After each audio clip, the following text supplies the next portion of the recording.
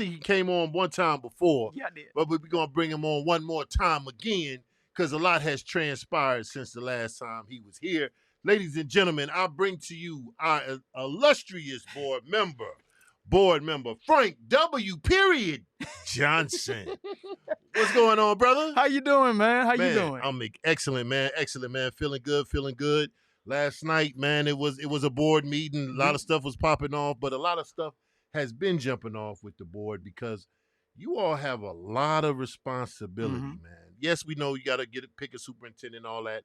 We done came to that part, but it's still the business of children. It seems like that's 24/7. Yes, it is. No matter what's going on, it's about the business of children always. It seemed like it, man. So, man, just my first question to you about that is like, how do you balance it, man? The superintendent search, you pick a superintendent, outgoing superintendent, incoming, contracts, students, teachers, community, staff. It's like y'all got a lot on y'all plate. Well, you have to take it one step at a time. Okay. And, being my condition or my former condition, I had to learn that last year. Right. Because, if you didn't know or if your listeners didn't know. Yes, sir. Go ahead. I had a stroke. A straight up stroke. A straight up stroke.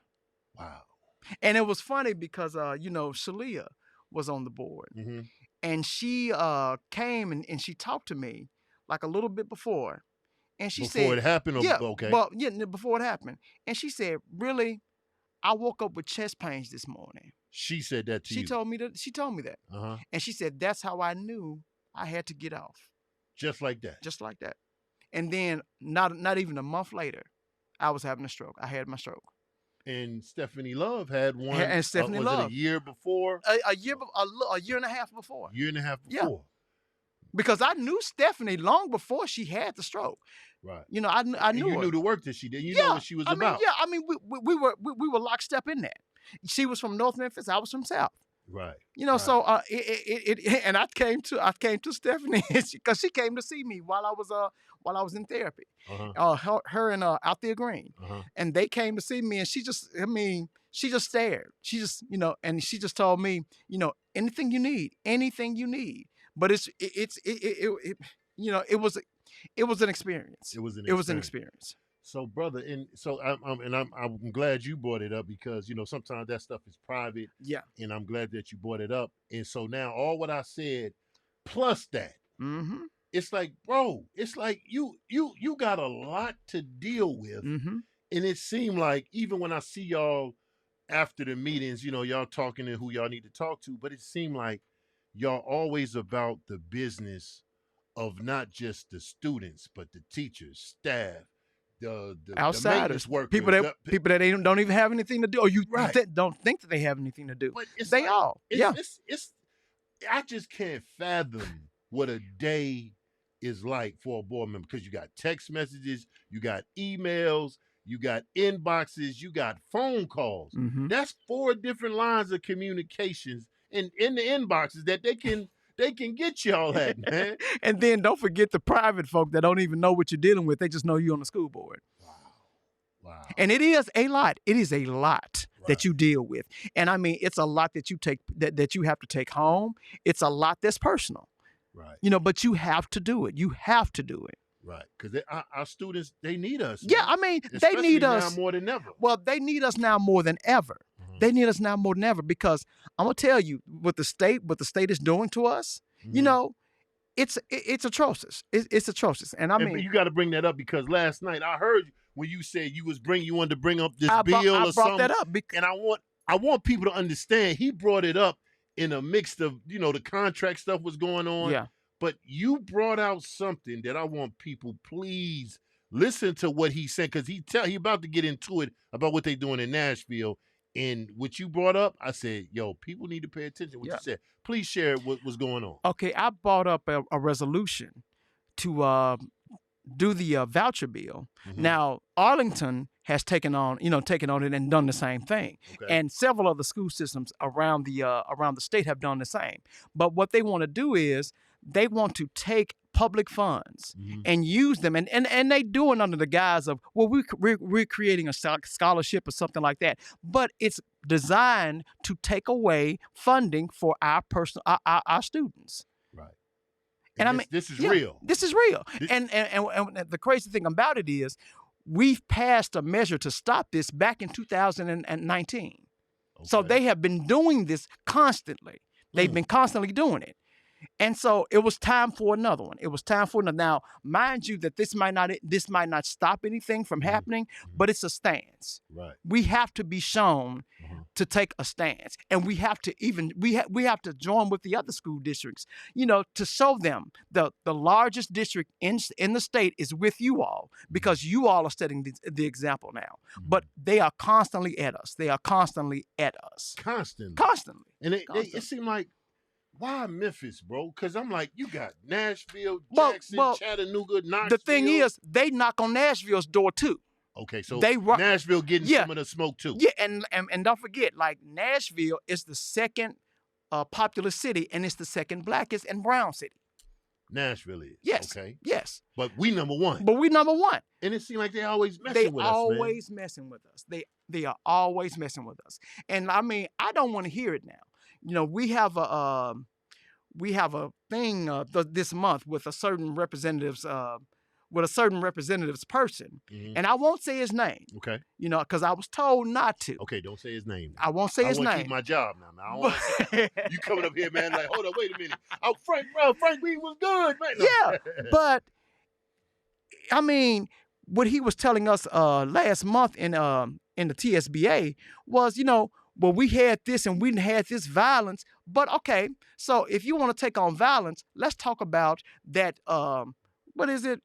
The what's the name law that you all passed a couple of years ago? About the gun? Yeah. The open carry law. Let's talk about that. How you all incited this stuff. You incited it, and now you want to play dumb like you don't know what it was going to do. I'm sure the rate has went up since that was dropped. It was open season. Right. It was open season. So let's talk about that instead of you coming and giving us this sad story. And true enough, death is sorry. It's real. It's real. It's bothersome.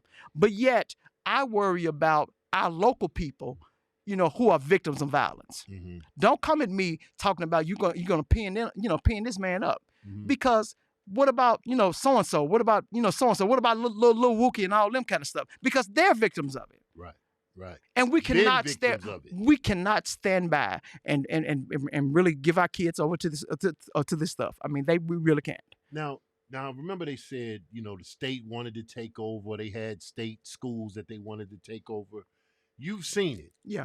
And it's like, in a perfect world, how can we all, I don't want to say get along, but have a private school, a charter school, public school, working together? Because no matter where they at, the children got to get an education. And I know people say they want options, but we have optional schools in Memphis Shelby County schools that are awesome. We have public schools. We got it all. Charter school also fall under. It's like we're like the stepdaddy or something. Yeah. So we still got to check in with charter school. But it seems like at the end of the day, we all want children to get an education. Well, but do we all want it? Oh, he said that, Joe, not me. He put that out there. Do we all want it? Do we all want that? Because these people that are in power, it's like they don't want it. They don't want us to have a proper education. Because honestly, their students don't go to our schools. They go to private. Okay. But they turn around and make laws that govern us. So, I'll bring up another TSBA thing. Tell them what TSPA is. Oh God, God. See, you done let my memory go. It's the Tennessee Board of Education. Okay, that's what it is, or something like that. For all of the boards. Yeah. For all of the school boards. All of the school boards. Okay. What I found interesting is that we're the blackest, in the state.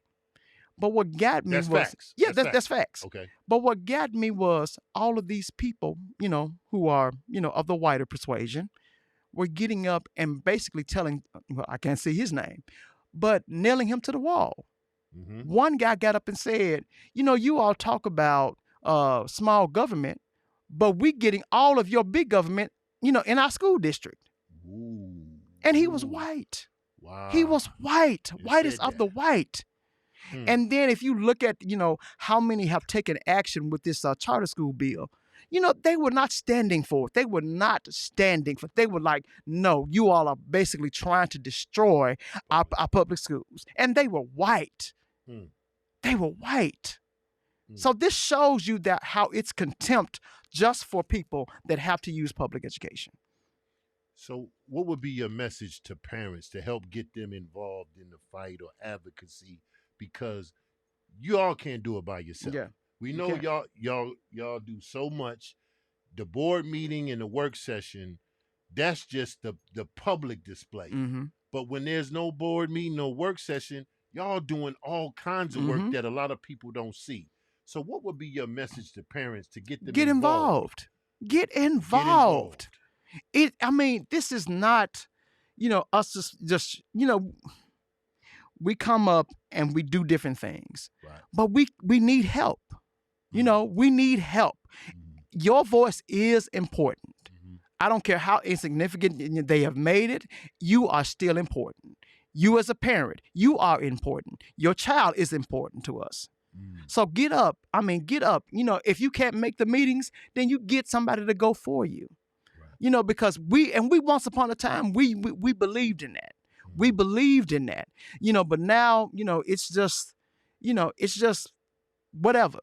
Right. And that cannot be allowed to continue. That cannot be allowed to continue. So outside of coming to a school board, like what's some of the other, like join the PTA or? Join the PTA. Join the PTA. Just, anything that your child needs.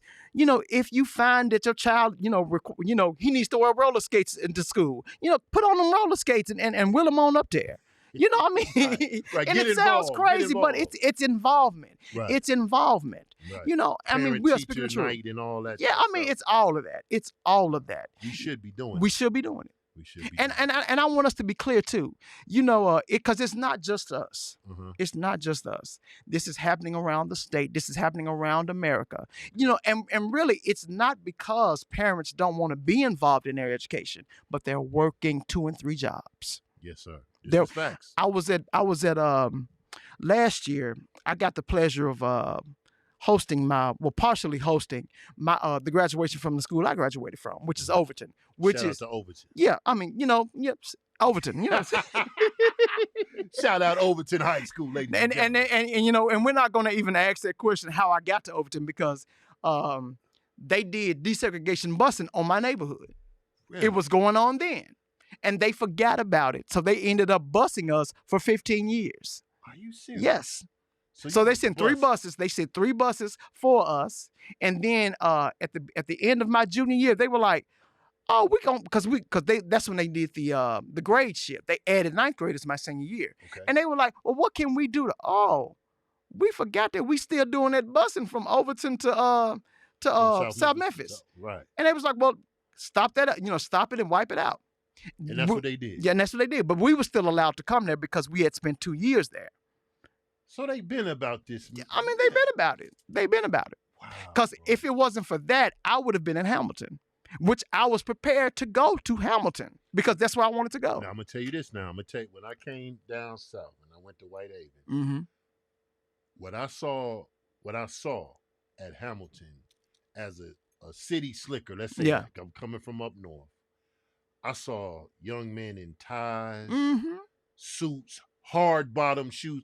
I was like, they wear hard bottoms to school, carrying briefcases, Frank. And I'm sitting here saying, man, what kind of school is that? For real. I said, I know Whitehaven had a couple people doing it, but Hamilton, every time I was around that or heard of it, it seemed like one person told me they have high school professors at Hamilton High School. Hamilton High School at one time, before, a few years before I went, they were the poster child for what we call CTE. They were the poster child. Yes, they had a dry cleaning, a dry cleaning program, auto mechanics, all of that. Now, that. guess what those programs are? Where? We don't know because they all left. I'm talking about a nice dry cleaning nice business, a hairdresser. Yes. People from the neighborhood. When I worked at Hamilton for about 5 years, people were coming to the school. Ladies from the neighborhood was coming to get their hair done, At Hamilton. Yeah. And some people was getting their clothes dry cleaned. One of my neighbors, she taught there. She taught at Hamilton. Wow. Miss Miller, she taught at Hamilton. Taught how to do your hair. Wow. And it was filled with that. I mean, it was built. Hamilton was thriving. Hamilton was thriving, even though I didn't go there. Right. And I mean, Principal DeWalla, who's over there now, principal of the high school, he wants to bring all of that stuff back because they still have the space for it. Yeah. But is it different red tape now? Is it a different time? I think so. I think it's all the red tape. Yeah. And they have purposely done that. That has been done on purpose because Hamilton held on to those programs all through the 90s. Wow. All through the 90s. And then it was around about 2000, 2001 that stuff started to disappear. Wow, man. It seemed, man, and that's the thing with education, man. Yeah. You remember, those is vivid memories that you remember about Hamilton. And everybody like what was at Hamilton, they wanted at the school, wherever it is. In Memphis Shelby County schools. And I don't like when people say, well, it's only this school or that school. No, it's teachers teaching at every school. Yeah. Just because they may not have a name and have all the pictures on social media, at every school in Memphis Shelby County schools, teachers are coming to work. Rain, sleet, snow, hurricane, tornado, they come into school. And I hope, with the new superintendent, we're going to see what this narrative is going to be, what's her agenda. But it seemed like she's coming to hit the ground and run. Well, I told her my story. I told her the story of Hamilton. I told her, how that area at one time was thriving. And I mean, I went to Corey and Norris, and we were bused to Overton, but that area was still thriving. But we saw its end. We saw its end. And the end had basically started around 91, 92. Wow. We saw it. Just like because it was with my junior high. Because when I first went to Corey, it was a 7 through 9, and in 7th grade, they had shop. Right, shop. Right. They had shop, and we loved it, but we couldn't take it because we were only in 7th grade. Right. We came back the next year ready, and shop was gone. And also, what was it? Home economics. Home economics. Yeah, that was at the other end, and that over that summer. Those programs at Corey dried up. They dried up. And because of that, we had an increased problem with violence. You're not talking from what you heard. Yeah. I'm talking what I experienced. What I experienced. Yeah. Wow. Come on, man. Because it was Miss Pendleton. She taught home economics. She taught home economics. Yeah. See? And we came back the next year, shop and home economics was gone. Those rooms, and it just wasn't anybody in those rooms. They were just closed off. And think about that. We was teaching folks pretty much how to be entrepreneurs before the entrepreneur word became a buzzword. Because, I mean, folks was cooking, doing hair. Learning how to cook. Yeah, learning how to cook. Learning how to cook. Upholstery, auto mechanics, wood shop. I mean, welding, all of that. And auto mechanics. I mean, upholstery. That was at Hamilton. Yes, it was at Hamilton. And Hamilton has those rooms still set today. Aside. They're empty, though. That's right. I bear witness, ladies and gentlemen. I bear witness. He's telling the truth. Yeah. And they had preschool. They had a daycare back there. I mean, look, ladies and gentlemen, don't get it twisted. We know it's a lot going on. But in our education system here in Memphis Shelby County Schools, he told all the parents, get involved so you can hear these stories and know. Some of y'all probably never even heard all that was in one school. One school. All that is in one school. Now everybody talking about CTE, which we love, but Hamilton and some other schools, they had this back in the 90s. And I mean, and it was a normal thing for the high schools to have all of these programs. That was normal. That was normal. That was normal. Wow. And then now you go to them and it's like, well, we don't have this and we don't have that. Well, what do you have? Well, we have science, reading, and math. Okay, that's fine and dandy. That's fine. But what about those kids that aren't interested in that? That's right. That are interested in how they're hands-on. You're right. Come on. We had a guy, and he went to Overton. He could hardly read. Wow. But he was in shop at Corey. He was in shop at Corey. And was good at it. And then he went to Overton, and he got in broadcasting. Wow. could hardly read but he could figure out how to do dubbing on those cameras. Wow. Yeah. Could hardly read. Come on, man. And that's nothing against the teachers. He had one of those learning disabilities, like you call it dyslexia. Dyslexia, right. And so he learned, and those teachers learned to adapt to him, and they taught him what he knew. See? Come on, man. Come on, man. Come on, man. I mean, and I mean, that's it. He was an Eagle Scout because we had a local Boy Scout troop, Troop 503. He could hardly read, though, but he could figure out how to do that stuff. Come on, Frank. He could figure it out. Just like some of the students now. Just like some of them now. Yeah, bro. Yeah. So that's what a lot of people are telling me. They wanna see that back in the schools, right? Because, ladies and gentlemen, we can't, just because, like he just mentioned, a child might not be able to get it like you may get it, but they're able to get some other things better than what we can get. Yep. So that when y'all hear about meeting the child where they are, meeting them where they are, and helping them exceed from that point forward.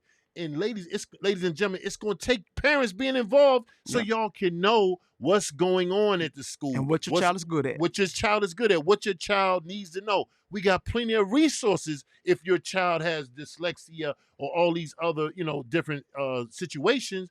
And that's what I think people don't understand. We have plenty of resources to help our children, but it takes parents being involved. Everything is not going to be on social media, ladies and gentlemen. Amen. And we get text messages, we got websites, but what is it going to take for you to really get up and get involved in your child's life?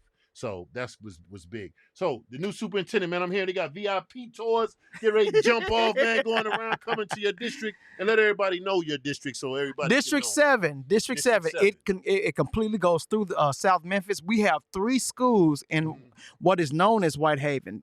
That's a garden. Hold on. Sorry. Come on, sit down right here. Sister, you ain't on TV. Come on. All right. Have a seat. Come on. That's what they call live broadcasting. She doing it. Look, if Andrea say come up here, you good. Thank you, sis. Love you too.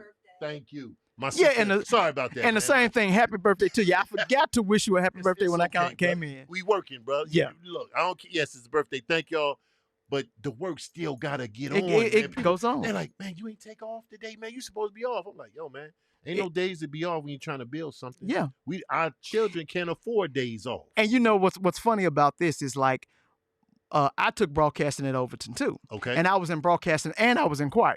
And choir. Yeah, and so you were singing broadcast. Well, I mean, yeah. But you know what? And it was because I lived in the district. But Miss Hedgeman really wouldn't let them other students get away with doing that. But she allowed me to do it. Wow. But Mr. Bethel was one of the Bethel? Yeah. He was my teacher at Overton. What? Yes. And he came out here on Tuesdays and Thursdays and ran this. Wow. Yep. You made me think about that. Yeah, that's a good brother. That was one of the first brothers that worked with me. Yeah, that's a good brother, man. Yeah. So I'm talking about connectivity, like how this thing works. Right. He taught us. He taught us. Wow, brother. He taught, and then like on Tuesdays and Thursdays, we would get the cameras and go around the school looking for stories and stuff that just to cover. And then that was basically the newer classes, but his more experienced classes, which is my friend was in who could hardly read but edit the videos inside of the machines, was in the upper level classes. But see, like right there. Yep. Could hardly read, but he could edit. And I'm sure he was probably good at editing too. And what was so funny about it is that we didn't even have an editing machine. He took 2 video cameras and figured out how to edit those things inside of the cameras. I can't even explain it. I can't even explain it to this day. And could hardly read. But could hardly read. Come on, man. That's the greatness. And I'm not throwing shade, but that's the greatness of us in our community. No shade to no other community, but we take those that don't know this but can master that without the so-called 12 years of education and master degrees and all of that. But you know what I think it comes down to? The teachers. Yep. And Mr. Bethel would talk about him. He was like, Chris Bell can't even hardly Reed. I don't know if his name was Chris Bell. Yeah, don't Chris Bell. Don't come up here talking about don't look. What's going but on but he was into it. I mean, but Mr. Bethel worked with him. And then, he was able to let him go. Come on, just man. go and do what you need to do. And he knew that Chris was going to come back with something viable. Wow. Ain't that something, man? So, all right, tell me some of your teachers that you remember, man. What's a teacher or two that stood out? Lula Hedgeman, Miss Lachey, Miss Jackson, my science teacher. I mean, these were great professors, and they. It's all right, I can't even say it. Go ahead. They would. I mean, like I was coming from Corey. And, we weren't used to that environment. I got you. And a lot of us did not make it at Overton. A lot of us got put out. But I was told by my mother, hey, boy, you better not get put out because you get put out. I'm gonna tag you. I'm gonna tag you. I'm gonna hurt you. Yeah. We all know what you're trying to say. And so I had to find something to do. And so I wasn't in choir my first year. But I found broadcasting and I found choir. And so those teachers, my teachers at Corey were awesome too.